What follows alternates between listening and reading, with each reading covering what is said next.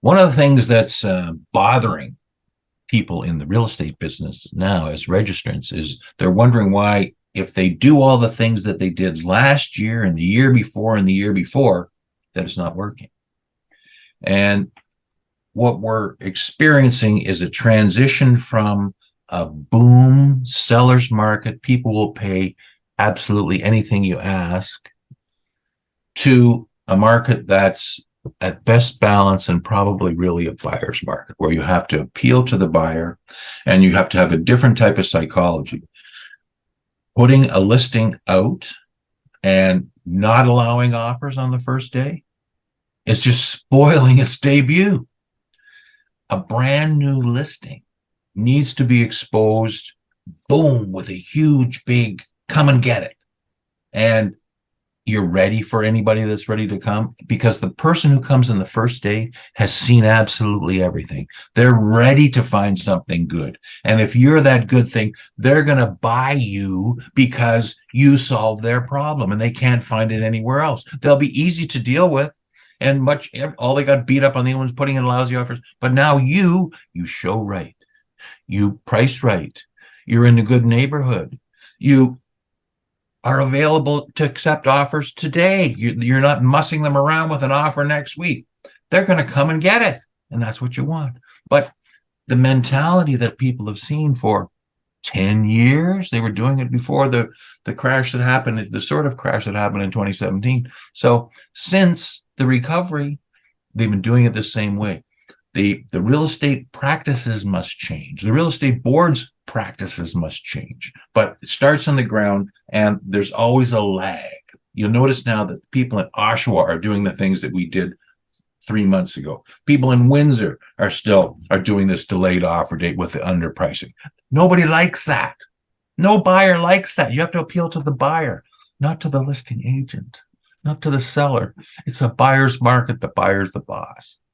And that's what we're going to talk about in this episode of Real Estate Chat with Robert Eade and John Perez. So, Robert, you've illustrated it very well with your opening statement, if you will.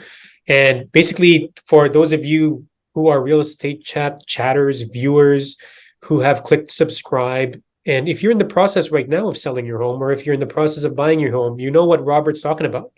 You see a price, very nicely priced property, and you genuinely think that that's what the seller wants, but you have to wait a week later to put that offer in.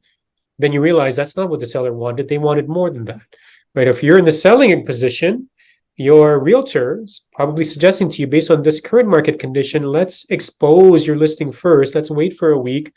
Let's drum up some interest and then get offers in. Now, you know what the problem with that, though, is, Robert, is the fact that, you're hearing from it. You're hearing about it. I'm hearing about it. These tried and true methods that have worked at markets that were significantly different dynamics than today are not currently working. So some real estate agents who have put their seller's property on the market, expecting there to be a commotion on offer night, are not seeing a single offer happening. Then there's a price reduction, or they terminate, relist, try it again, and still nothing happens. We're in September, then we go into October, then we go into November and December. So, Robert, let's look at a couple of different levels of this. And one of the things that I get asked a lot is should it be illegal to post a price for a property, and when you get that price, let's say, for example, and this happens when, let's say, you have a $1.2 million home, it gets listed at $999 because that's the special price, and that's where they want to start the bidding at.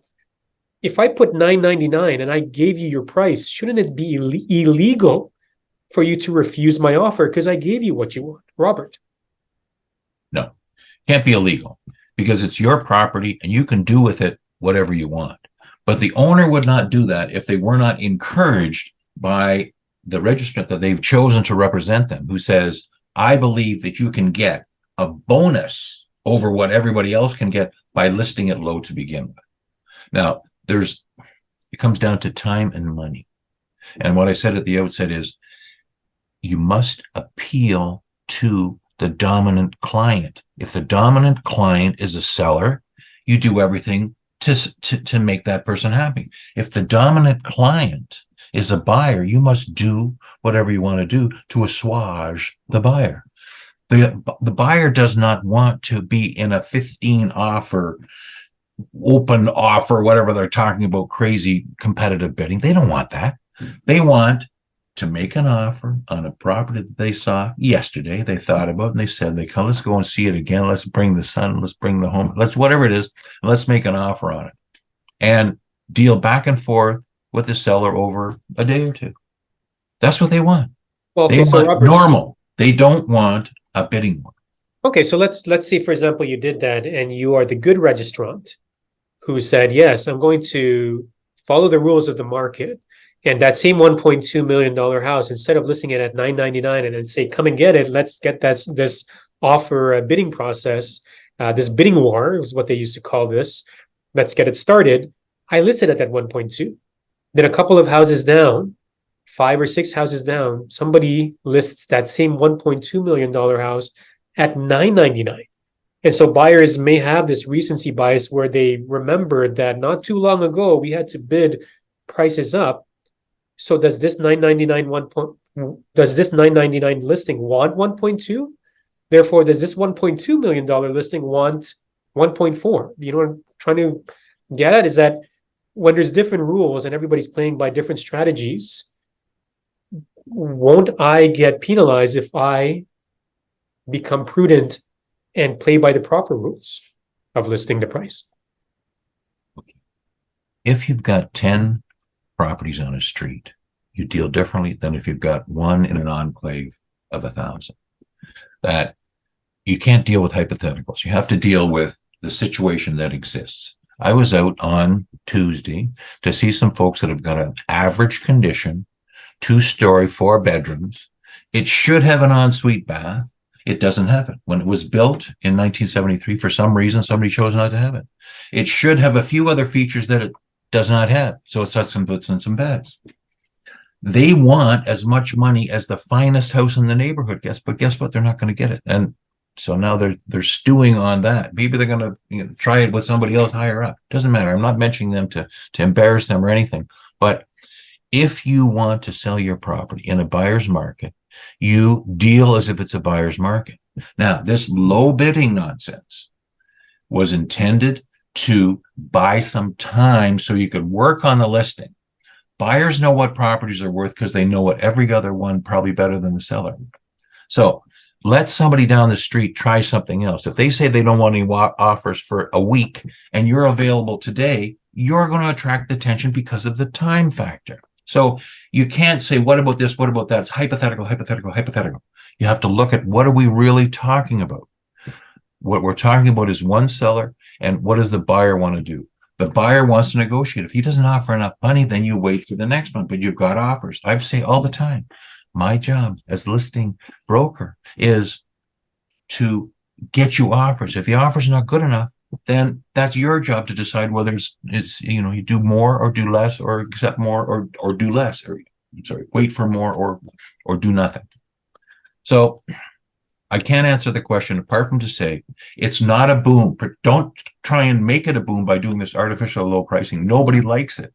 Nobody knows what the price of anything is because there's a 20% gaposis in between what a real listing price is and what the list low, sell later in a week prices, and then they have to go up like this. So that's what is undermining our whole supply. We've got number of listings that aren't even available to buy that day. A good percentage of them, probably 20%, come on the market and you can't buy them that day.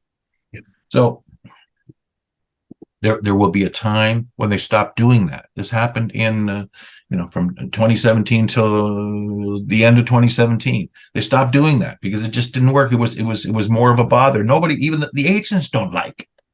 So when the power trip is over, when you appeal to the buyer and you find out what works, and you have 2 or 3 listings that fail and you don't want to do that anymore, you don't want to build up expectations because it's not happening anymore, then you adapt and you go back to normal.